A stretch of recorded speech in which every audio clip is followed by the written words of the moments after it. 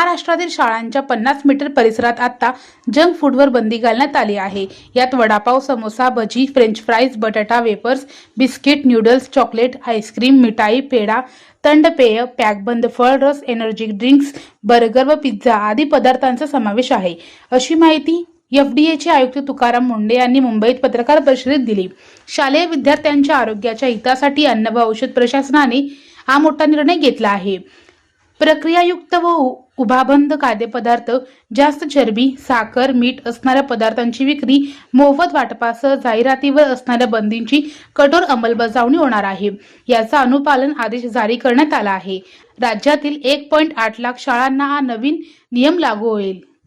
या कायद्याचे पालन न केल्यास संबंधित शाळा, कॅन्टीन पुरवठादार, विक्रेत्यांवर कडक कारवाई होणार आहे।